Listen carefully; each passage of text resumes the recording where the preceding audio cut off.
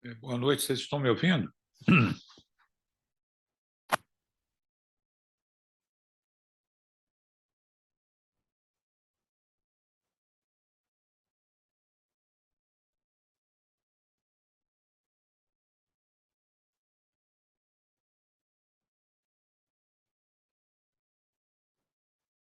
Boa noite, vocês estão me ouvindo?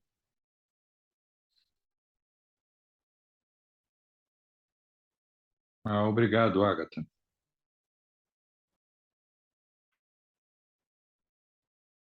pessoal está entrando em sala agora, né? Vamos esperar um pouquinho, 5 minutos.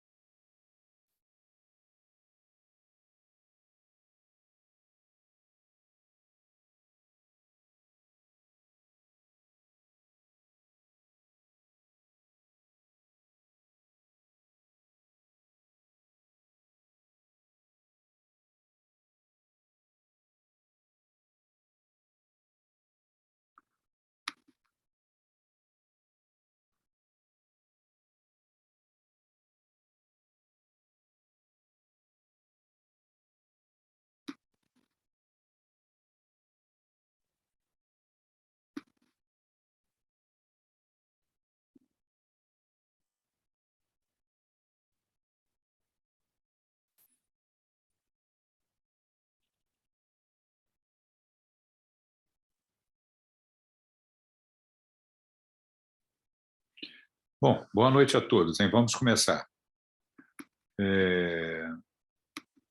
Nós temos aqui 16 pessoas em sala, né? Ainda tem gente entrando, mas vamos começar. A nossa disciplina ela agora está sendo administrada para o pessoal da turma A.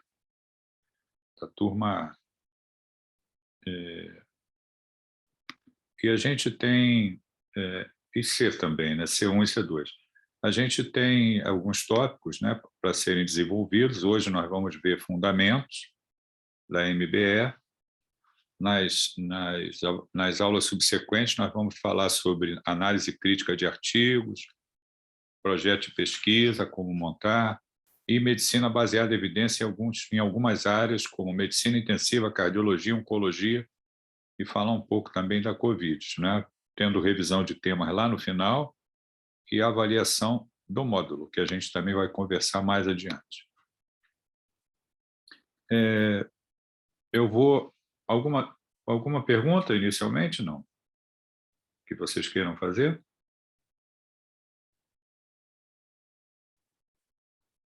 Eu acho que vocês já me conhecem do quarto período, né? Eu dei aula certamente para vocês aí de raciocínio clínico. Então a gente vai...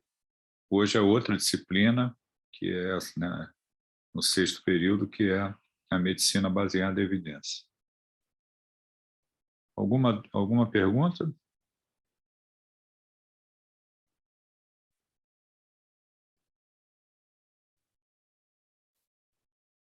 Até agora não, né? Então vamos lá, eu vou compartilhar a tela e depois a gente conversa. Vamos lá. Deixa eu só compartilhar aqui.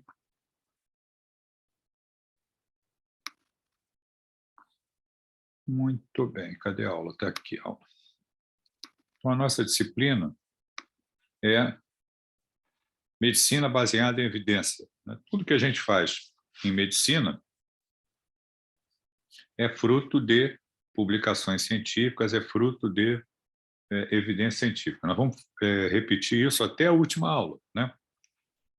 É como a gente atua na medicina. Medicina não é um achismo, as nossas decisões e intervenções são sempre baseadas em evidência, né?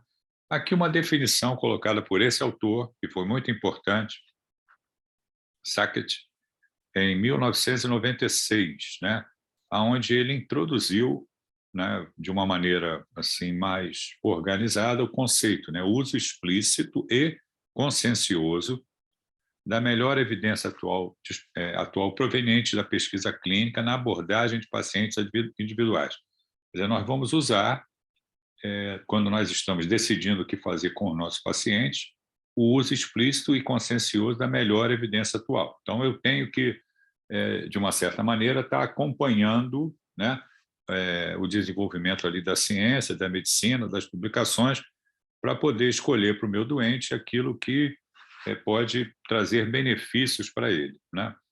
A medicina baseada em evidência é o atendimento de pacientes usando a melhor evidência científica disponível para guiar decisões clínicas e terapêuticas. O foco é aplicar resultados de pesquisas que envolvam pacientes semelhantes ao nosso e que contenham desfechos clínicos importantes, como, por exemplo, o risco de morte. Quer dizer, eu tenho uma pesquisa onde eu vou usar uma determinada medicação que se aplica ao meu doente, e essa pesquisa mostrou benefício com o uso de uma determinada droga, levando à diminuição da mortalidade. Então, ok, eu vou agir nesse sentido. A MBE é vista como um complemento, não a substituição do julgamento clínico aplicável para pacientes individuais. Isso leva em conta bastante o que a gente chama de experiência do médico. Então, a experiência do médico ela vai sendo acumulada. Na medida em que você vê doente, faz diagnóstico, trata doente, vê doente, faz diagnóstico, trata doente, você vai acumulando experiência, e essa experiência ela é muito importante, né? O julgamento clínico daquele médico que tem experiência para tratar determinada patologia, decidindo o que vai fazer. Igualmente, desculpem, eu estou tossindo um pouco, se eu interromper por tosse, me desculpem. Igualmente, na MBE, a prática de cuidados efetivos, levando em conta aspectos culturais, sociais e individuais dos pacientes, são complementares, não contraditórios. Isso se refere a valores e circunstâncias do paciente. Então, está ali, eu vou procurar a melhor evidência que contém ali desfechos favoráveis para o meu paciente. Nós vamos ter uma aula específica sobre isso, análise crítica de publicações científicas, a gente vai falar de pirâmide de evidências, um menor nível de evidência, maior nível de evidência, nós vamos ter uma aula específica sobre isso e nós vamos discutir esses aspectos até o final da nossa disciplina. O padrão ouro é o trabalho randomizado controlado, né? Que são os RCTs. Nós vamos falar sobre isso durante o curso, né?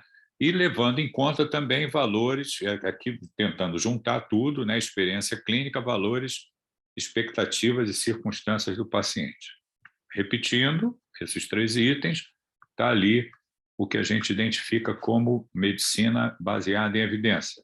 Para o médico, a medicina baseada em evidência tem o seguinte significado: quando tiver que tomar uma decisão terapêutica, esta deve sempre acoplar sua experiência pessoal para tal patologia, né? Eu vou tratar de alguém com uma patologia que eu já vi, que eu estou acostumado a tratar e que eu vou agir nesse sentido. Utilizar a melhor evidência científica disponível, que a gente está falando da MBE.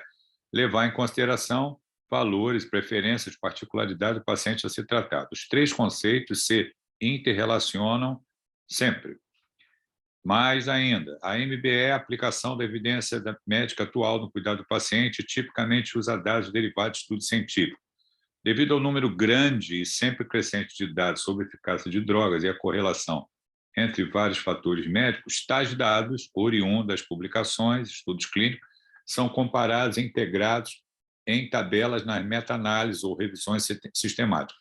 A gente vai chamar isso, ali na pirâmide da evidência, de estudos secundários, que são as revisões sistemáticas, as meta-análises e os guidelines. Nós vamos comentar sobre isso também durante a discussão dos nossos temas.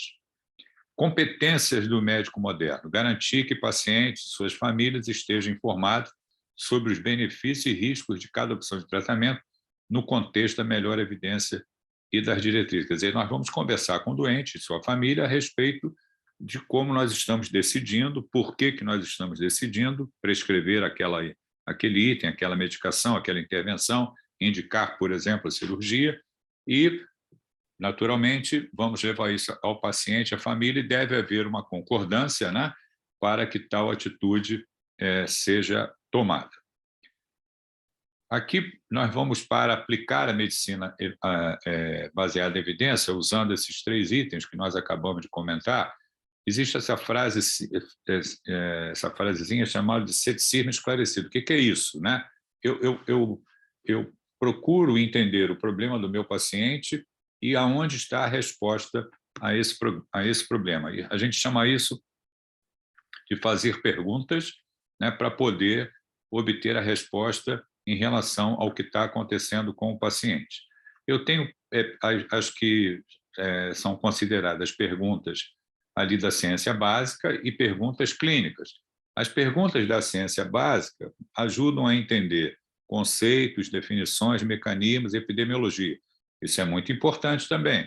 Quando eu vou tratar, por exemplo, de uma insuficiência cardíaca, eu tenho que conhecer os fatores que determinam a insuficiência cardíaca, os tipos que podem levar o paciente a evoluir com a insuficiência cardíaca, o quadro clínico da insuficiência cardíaca, os fatores que contribuem para o aparecimento ali, como se manifesta, como é que o doente se comporta. Quer dizer, tudo isso é que o número de casos, né, a prevalência, a incidência, a mortalidade, quer dizer, são questões muito importantes. E, além dessas questões básicas, a gente tem as chamadas perguntas clínicas, que nós já vamos chamar de pergunta PICO, né? Que procuram responder com evidências aquela particularidade ou aquele caso em questão que está ali na minha frente e qual é, comparado com o controle. Quer dizer, eu tenho um problema médico, eu tenho um grupo intervenção, eu tenho um grupo controle, e qual foi a diferença que houve, qual foi o desfecho que houve em relação à comparação do grupo intervenção com o grupo controle. E esse desfecho deve ser um desfecho favorável, que traga benefício para o doente, né? E que eu possa fazer intervenção terapêutica baseado nessas publicações. Então, para responder com evidência, eu tenho que ter uma pesquisa clínica, um delineamento da pesquisa, onde eu tenho o grupo intervenção e o grupo controle. Essa pergunta clínica, essa pesquisa clínica, ela tem que ter relação com o doente que eu estou vendo, né? Então, eu tenho um doente que tem... Vamos voltar aqui para a insuficiência cardíaca. Esse doente que eu estou cuidando com insuficiência cardíaca. Eu tenho um grupo de intervenção, que foi tratado com o uso de diurético, e um determinado diurético, e tem um grupo controle, que não foi tratado com esse diurético. E aí eu comparo qual foi o desfecho. Houve desfecho favorável ou não, com o uso daquela droga, daquele tipo de diurético, para tratar os pacientes com insuficiência cardíaca.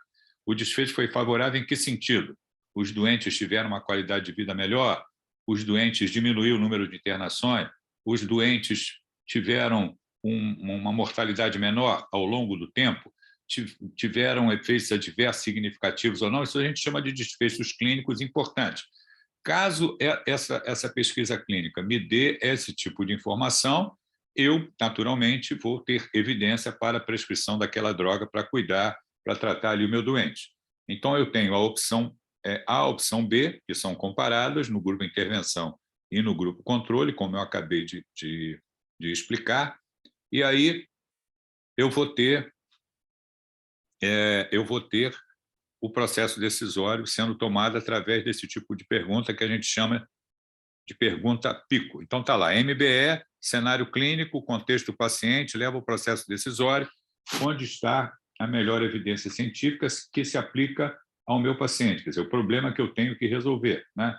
Idealmente, o estudo deve ter, ou deve haver, grupo intervenção, onde a intervenção é feita, grupo controle, a outra intervenção para ser comparada, ou então o grupo placebo, né? E observar os desfechos, como eu acabei de falar. Um desfecho muito importante é o impacto na mortalidade. Se eu tenho uma intervenção feita, isso fez com que ocorresse diminuição da mortalidade, opa, essa classe de droga é importante, deve ser prescrita para aquele paciente. E dessa forma é que a medicina caminha, dessa forma é que a ciência avança, dessa forma é que novas drogas vão sendo introduzidas e nós vamos, na medida em que as publicações vão sendo feitas, nós vamos ajustando, melhorando o cuidado ali dos nossos pacientes. Isso se chama pergunta PICO, onde eu tenho um problema, eu tenho o grupo intervenção, eu tenho o grupo controle e eu tenho o outcome, né, que a tradução do outcome em inglês quer dizer resultados e desfechos. Isso se chama pergunta PICO. Então, eu vou atrás daquele paciente que eu estou cuidando, que estudo clínico responde a esse tipo de pergunta PICO que se aplica ao meu paciente, né? Então, paciente ou problema, a melhor descrição de um grupo de pacientes parecidos com o meu. Quer dizer, eu tenho que ter ali, digamos assim, uma síntese do que está acontecendo, uma pergunta concisa, clara e precisa, que precisa ser respondido no estudo clínico. Opções para decidir, né?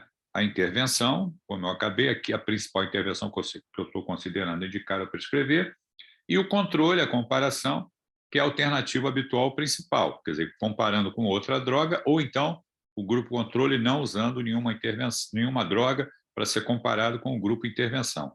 E o desfecho também, né? O que é o desfecho? O que esperar do efeito real da intervenção? Menor risco de morrer, de reinternar, de infectar, de perder uma função. Quer dizer, esse desfecho, o resultado da pesquisa clínica, é muito importante para que a gente possa decidir a prescrição de uma determinada droga.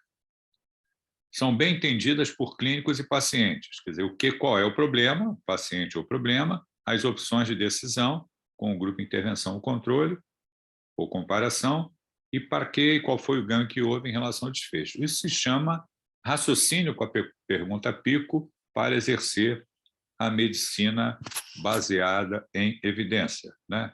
Então, eu vou interromper aqui para conversar com vocês. Alguma pergunta? De qual é o significado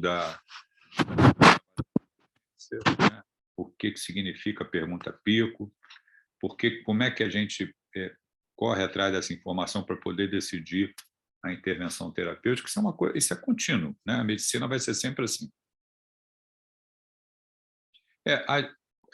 Matheus está perguntando. Matheus, a pergunta que você tem que ser feita para que eu possa encontrar o estudo clínico que responda a essa questão, né? Então, vamos lá, vamos sair aqui da insuficiência cardíaca. Eu estou tratando um doente que tem infecção urinária e tem lá uma obstrução das vias urinárias. Vamos dar um exemplo, por uma litíase, um cálculo renal, né? Então, o doente tem lá a obstrução, a litíase, e isso facilita ali a infecção urinária. Como é que eu vou agir nesse sentido, né? Esse doente, por exemplo, tem indicação de um procedimento urológico, né? Para abordar a obstrução urinária, para tentar evitar que esse doente faça obstrução de via urinária, infecção de via urinária de repetição, possa evoluir com uma sepse urinária. Quer dizer, aí eu tenho uma área de atuação, que é a urologia, né? E nós vamos lançar mão de exames complementares que vão nos dar informação a respeito do grau dessa obstrução, do tamanho desse cálculo que está ali obstruindo ou não as vias urinárias e causando hidronefrose, infecção urinária e a possibilidade de sepse urinária, e o que vai ser feito. Aí você vai encontrar um artigo que, a partir de uma litíase renal com um cálculo de determinado tamanho, o doente passa a ter indicação, se tem dilatação, ele passa a ter indicação de uma manipulação urológica, de um procedimento urológico, como, por exemplo, colocação no duplo J, litotripsia, ou até cirurgia, se houver a manipulação com o uso de laser, ou então a própria cirurgia feita para retirada dessa obstrução, se for um cálculo muito grande. Quem vai dar a resposta a essas questões, né, do que eu vou fazer com aquele cálculo ali em via urinária, são as evidências científicas, são os trabalhos publicados que nos dizem assim, cálculo desse tamanho não vai sair espontaneamente, precisa de uma determinada abordagem. E aí você leva em conta também a experiência do colega que está cuidando do doente, quer dizer, é um urologista experiência, ele vai dizer, olha, embora esteja escrito que esse cálculo não permita ou tenha a chance de sair, eu opto, nesses casos, diante aí do número de infecções urinárias que o paciente teve, de colocar no duplo J, ou fazer intervenção por via endoscópica com laser. Entendeu? Esse raciocínio de qual é a melhor decisão a ser tomada é sempre baseada em o problema que você precisa resolver e as evidências científicas e a experiência do profissional que está cuidando do doente. E, naturalmente, isso é levado ao doente, né? Ou os familiares, olha, a minha opção de tratamento é essa. O doente pode aceitar ou não, doutor, não quero botar duplo J nenhum, eu quero ficar quieto aqui, porque isso agora não está me incomodando, e você vai tentar convencê-lo do contrário. O doente também tem direito a uma segunda opinião, ele pode ir a outro urologista e conversar para saber o que tem que ser feito. Isso é um direito do paciente, da família do paciente. Entendeu? Estou dando um exemplo, podia dar 1000 exemplos sobre isso. É isso. Então, o raciocínio da MBE é encontrar a melhor evidência disponível através dessa pergunta pico que se aplica ali ao doente que eu estou vendo. Isso nós vamos fazer, ou vocês vão fazer, a vida inteira, né? Vocês estão no meio do curso de medicina e certamente já estão aprendendo, desde o início do curso, que tudo que a gente faz em medicina é baseado em publicações científicas. Mais alguma pergunta?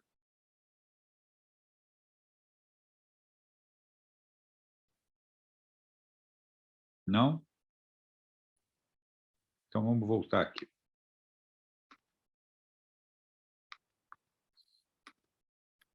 Então, está ali.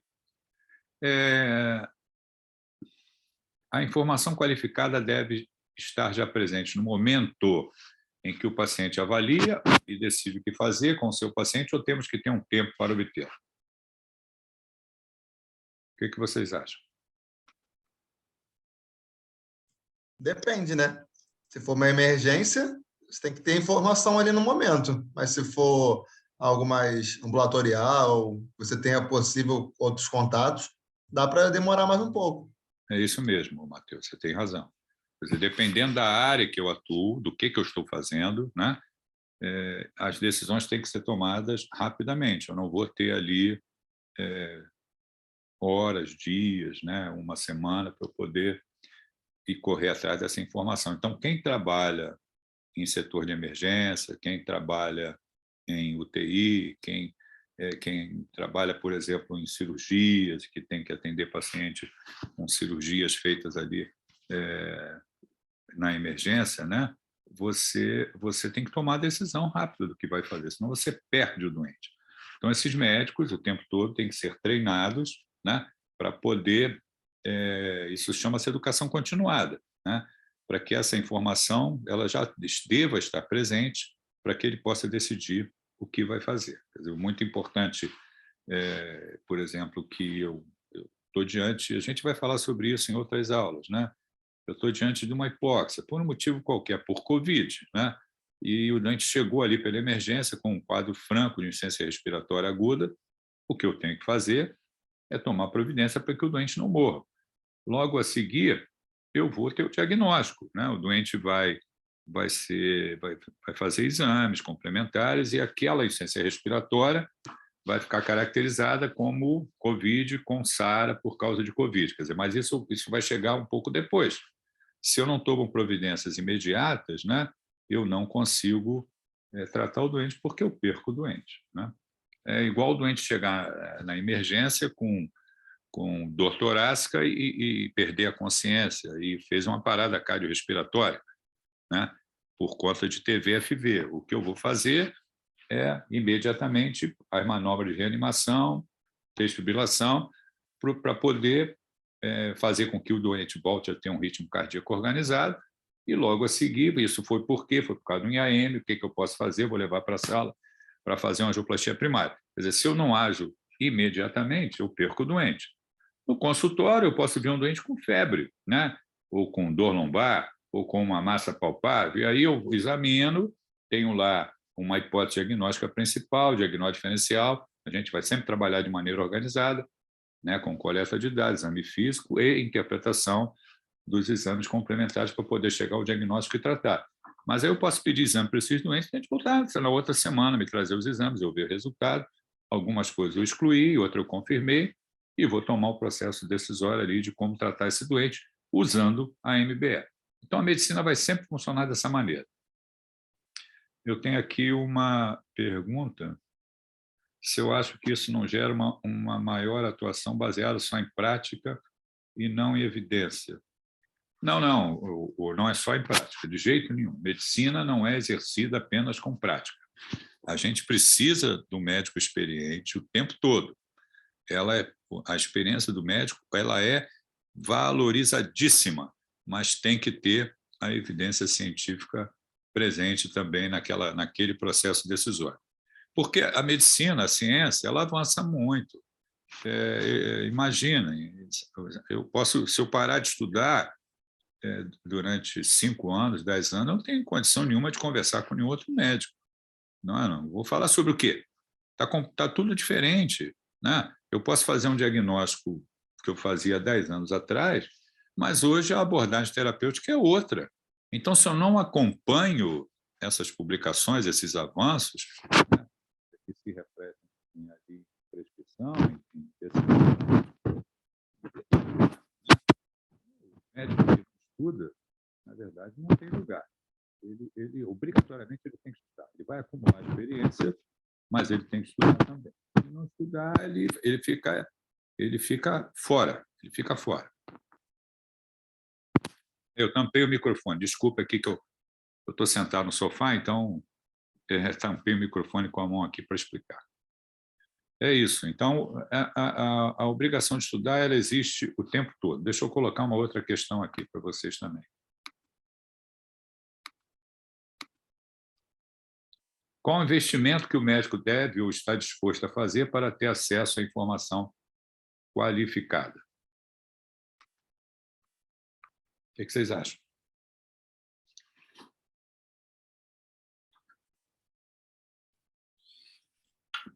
Como assim? Investimento? Investimento de tempo? Tempo em dinheiro? Ou você acha que você acha tudo, encontra tudo na internet? De graça? Você pode achar que Acho sim. que não. Você fala dos artigos científicos? Isso. Tem aqueles sites, né? Sci-Hub, essas coisas.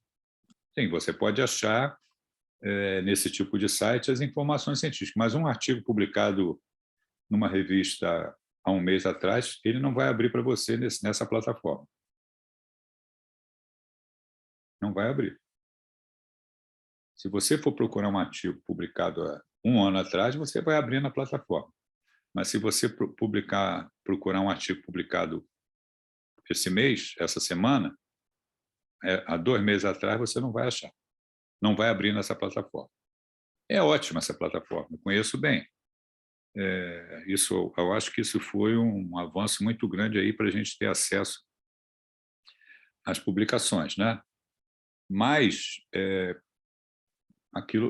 essa plataforma ela não resolve todos os meus problemas. E pode ser necessário que eu tenha que fazer algum investimento. Investimento significa eu pagar, né, para ter informação qualificada. Eu ter acesso a uma revista da área que eu atuo, por exemplo. Né? Eu sou intensivista, então eu vou assinar a Critical Care Medicine. Pronto, eu quero ter acesso a Critical Care Medicine. Eu sou clínico, eu vou assinar o New England Journal of Medicine. Eu gosto de informação, tem uma outra plataforma que se chama UpToDate. Eu pago para ter acesso ao UpToDate. Você pode ter essas informações, a gente vai conversar sobre isso em outra aula, de maneira institucional. A instituição que eu trabalho tem a assinatura corporativa e eu, como trabalho nessa instituição, eu tenho acesso a esse tipo de informação. Mas essa informação qualificada, você tem que ter acesso a ela. Né? Algumas coisas, boa parte delas eu resolvo através da web, né? A gente vai conversar sobre isso na aula seguinte, quando o acesso aos periódicos, aos artigos científicos através do PubMed, ótimo, né? Mas não necessariamente resolve todas as minhas questões. Eu estou falando isso para vocês porque, deixa eu ver se eu mostro aqui. Isso aqui é um invoice de uma revista científica chamada New England Journal of Medicine. Estou falando para vocês do meu exemplo, não precisa vocês aceitarem, ao contrário, pode agir ao contrário, mas é uma decisão de cada um. Eu, durante o internato, eu tive acesso a um preceptor em 1976, que eu fiz algumas perguntas para ele, ele falou, Afonso, você quer estudar? Toma isso aqui. O que é toma isso aqui? Ele me deu um papel para assinatura de uma revista científica chamada New England Journal of Medicine.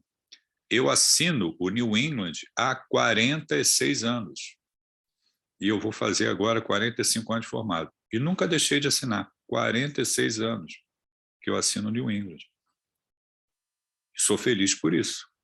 A primeira assinatura meu pai pagou, porque eu não tinha dinheiro, todas as outras, depois de formado, eu paguei. E faço questão de pagar. Aí você fala assim, mas Afonso, eu posso pegar um artigo do New England gratuito? Não, pode pegar. Mas hoje é que dia? Segunda-feira, né? Quarta-feira sai a revista, o New England é semanal. Quarta-feira à noite está lá a publicação do New England. Eu vou ver os artigos todos que estão no New England, vou ler aqueles que me interessam, não vou ler. A decisão é minha. É um investimento que eu fiz na minha qualificação profissional. Aqui você falou que é bem caro, né? Ela custa, a assinatura para estudante custa $140. $140 é R$500, 4 vezes 5, 20, é R$700. R$700 por ano, para você ter informação qualificada. Aqui o colega está colocando, o Matheus está falando a respeito do JAMA, é ótima revista também de medicina interna. Quer dizer, eu gosto, a minha formação é como clínico, eu fiz residência de clínica médica, embora desde o início eu trabalho como intensivista e eu sou especialista em medicina intensiva, que é a área que eu escolhi. Mas eu gosto de clínica médica. A clínica, o CTI nada mais é do que a clínica do paciente grave, né? Então eu gosto do New England, de ter acesso ao New England. Eu assino outra plataforma desde que ela foi criada também, o UpToDate. Há 20 anos que eu assino o UpToDate, pago para assinar o UpToDate. E gosto de ler. Eu tenho uma dúvida, eu vou lá, eu vou no PubMed, eu vou no UpToDate, eu vou procurar no New England, vou procurar nesse site aí que abre os PDFs de publicações um pouco mais antigas. Ótimo. A gente tem, na verdade, o médico tem que construir o hábito de leitura. O que eu estou mostrando para vocês, que esse preceptor fez comigo, quando eu era interno, ele me fez ter o hábito de leitura. Eu tenho o hábito de ler o New England há 47 anos, há 46 anos. provavelmente eu sou muito burro, porque se tudo que eu leio eu guardasse, eu teria milhões de informações disponíveis. Mas não, a gente esquece das coisas, aquilo vai lembrar mais das coisas que a gente vê ali no nosso dia a dia, que são necessárias para tomar decisão. Mas o importante é ter acesso à informação, né? Eu procurar a informação. Eu posso procurar ela de maneira gratuita, eu posso procurar ela de uma maneira onde eu fiz. Por isso que eu não usei a palavra gasto, eu usei a palavra investimento. Quando você faz essa assinatura, você está fazendo um investimento na sua qualificação profissional. Você não está tendo gasto com dinheiro, você está investindo em você mesmo. Muito bem. Professor, uma pergunta. Fala aí. Esse investimento, tipo, você acha que é mais importante no momento da especialização e tudo mais, ou no internato mesmo? Depende. Se você... Porque é um custo alto, né? Eu tinha interesse... É difícil a gente contar a nossa vida, né? A minha intenção principal era ser clínico, então... como eu perturbei ele com umas perguntas e ele tinha resposta, ele falou, você quer estudar, garoto? Toma isso aqui e vai se vir aí, né? Então, eu gostava de clínica, passei a gostar ainda mais a partir do momento que eu passei a receber a revista e ler, né? E ler. Agora, se eu tivesse feito uma medicina intensiva, eu já assinei revista de medicina intensiva durante um bom tempo, porque eu resolvi fazer UTI, né? Então, assinei a Critical Care Medicine durante um bom tempo. Depois, ficou um custo mais alto para mim, eu parei de assinar a Critical Care Medicine, continuei assinando New England, né?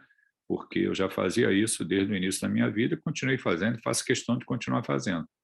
Outros investimentos fiz também, que me facilitam para eu poder ter informação atualizada, para eu poder conversar um pouco mais, esclarecer dúvida, né?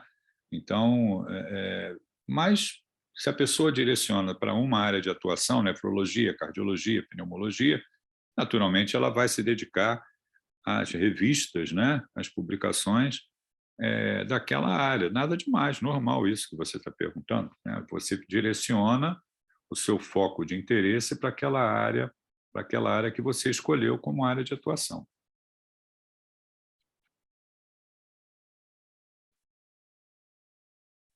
Você escolhe, né? Você escolhe. Eu acho que vocês estão no meio do curso. No meio do curso, ninguém tem que decidir nada do que vai fazer. Tem que aguardar, andar mais, né?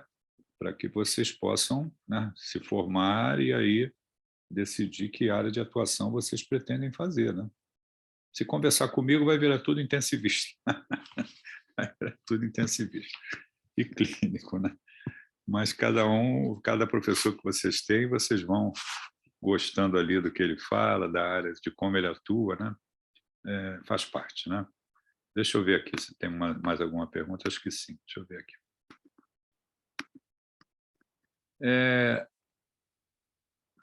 Aqui tem duas questões, né? Teremos em alguma situação de agir antes de consultar literatura ou desejo do paciente, família? Quer dizer, isso já foi meio que respondido, né? Quando a gente falou ali das situações de emergência, né, dentro da UTI, que decisões rápidas têm que ser tomadas para salvar a vida do paciente, e nós vamos ter que estar treinados para poder agir dessa maneira. E outra coisa, se o seu paciente, ao ser informado sobre o que deve ser feito, decide por não fazê-lo, você deve convencê-lo do contrário. Quer dizer, digamos que eu estou ali diante de um caso clínico que a minha decisão é fazer a intervenção X. Aí eu converso com o doente que isso deva ser feito. E ele não quer fazer, ou a família não concorda com isso, né? E aí? Para por ali? Ou eu tento convencê-lo do contrário?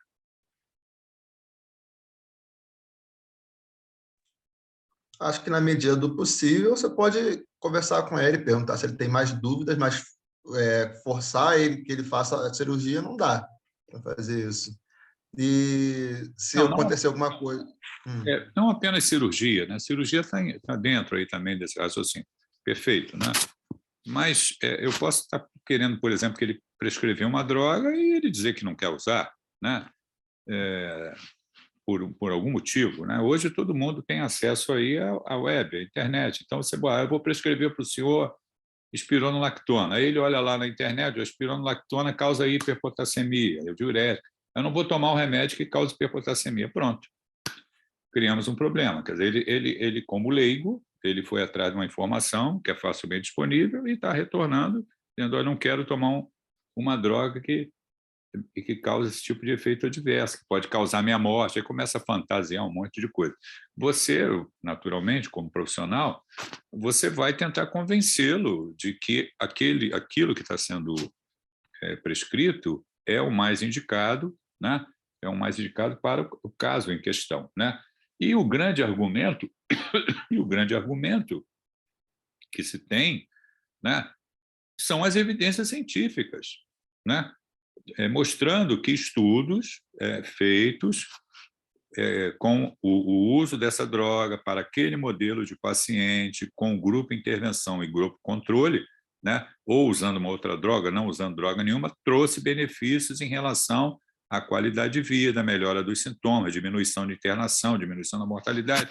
Quer dizer, o argumento que o médico tem não é apenas a sua opinião pessoal, que é importantíssima, já foi comentado hoje, mas um argumento muito forte que ele tem são os trabalhos publicados que mostram que aquela intervenção terapêutica é a melhor para aquele caso.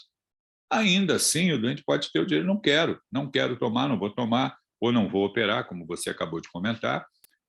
E o que você vai fazer? Você vai tentar convencê-lo do contrário, ou uma outra opção é você chegar e falar, por favor, então, procure um outro médico para ouvi-lo a respeito, né? Não é que você, se o doente não concordou com você, você não quer mais ver o doente. Isso não é o papel do médico.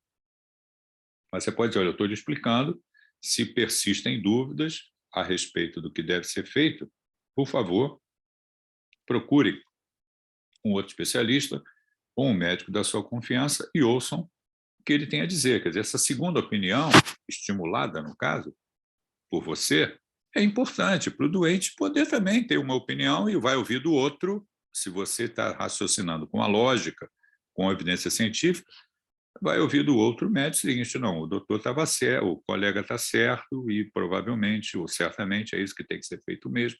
Quer dizer, aí vai ter uma segunda opinião corroborando ali o raciocínio que foi feito na consulta anterior, né? Então, não deve existir prurido se o doente não concordar. O doente não concordou, faz parte. Eu vou novamente insistir e explicá-lo. Se ainda assim, com evidências científicas, ele não quero, por favor, procure outro colega, converse com outro colega, para que a decisão possa ser tomada a seu benefício, né? Procure outro colega e veja o que ele tem a dizer, o médico da sua confiança. Isso é normal, normal.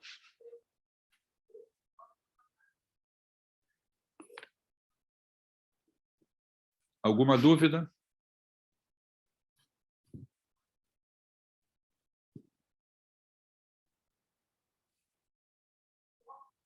Então, a aula de hoje é uma aula de introdução, de fundamentos, que é isso que eu acabei de falar. A gente vai falar sobre análise das publicações, dos periódicos, né? Análise crítica, e sobre projetos de pesquisa, como montar, e algumas áreas de atuação, onde a gente vai falar um pouco sobre medicina baseada em evidência, utilizando exemplos ali dessas áreas de atuação. Vocês fiquem à vontade para participar, tá? Essa aula é uma aula que vocês devem participar, né?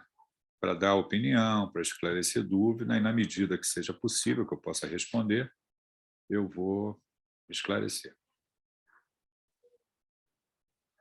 Então tá bom. Então tá, um abraço para vocês. Agora, no final da aula, coloquem o nome, a matrícula e podem sair, tá? Um abraço para vocês, até semana que vem.